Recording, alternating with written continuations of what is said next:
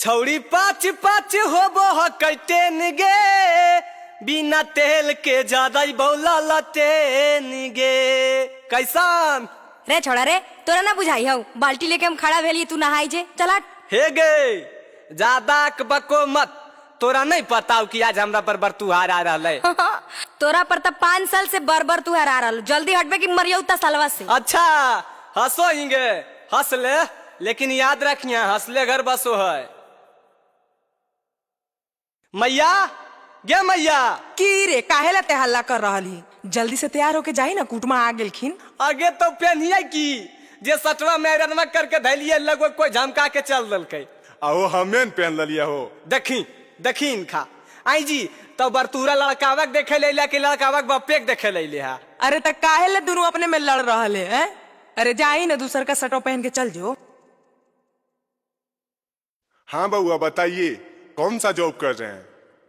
अभी हम जॉब कहाँ कर रहे हैं, अभी तो हम पटना में रहकर रेलवे की तैयारी कर रहे हैं। ओहो सॉरी, लगता है हम लोगों को कोई गलत इन्फॉर्मेशन दे दिया है, हम लोग जा रहे हैं।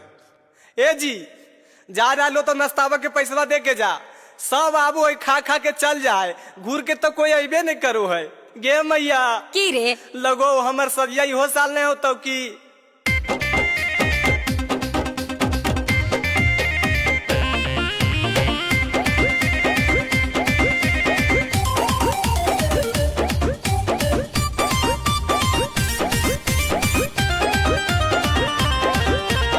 हकै मैया के हमरा में गलती, चाहे जे फेरो नया वो है गलती। अगे मैया हम सुंदर नहीं है ये, कि हकै मैया के हमरा में गलती, चाहे जे फेरो नया वो है गलती। धीरे धीरे करके सारा उम्र अब ढाला तो मतलब लागो हो कि मौरी माथे न चढ़तो, बर तू हरिये में उम्र गुजरतो।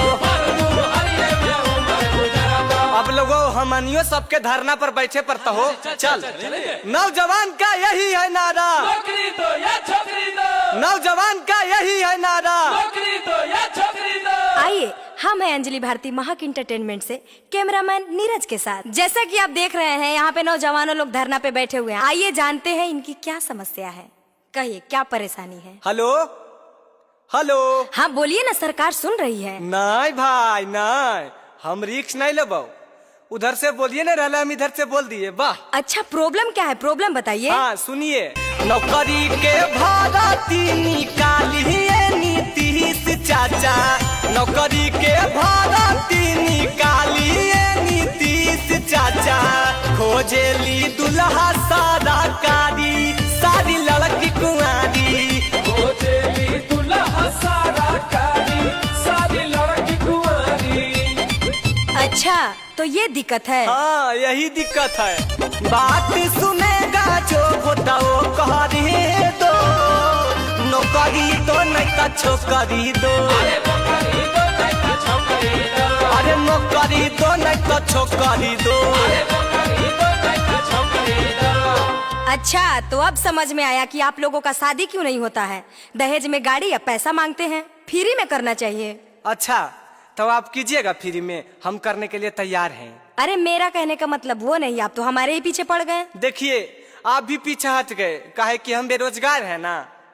हो गए शादी सबके हमारे है बहारी हो गए शादी सबके हमारे है बहारी हो।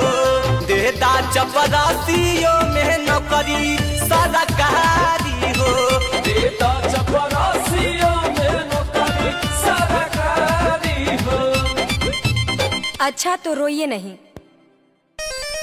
माथावा फसवाजी के टोकरी दो। अरे चुप, जे डिमांड है यू मांग। नौकरी दो नहीं तो छोकरी दो, अरे नौकरी दो नहीं तो छोकरी दो, नौकरी दो नहीं तो छोकरी दो। अरे नौकरी दो नहीं तो छोकरी दो। अभी आप देख रहे हैं कि कितना जोर शोर से धरना प्रदर्शन कर रहे हैं लोग। तो आगे समाचार के लिए हमारे इस चैनल से बने रहिए।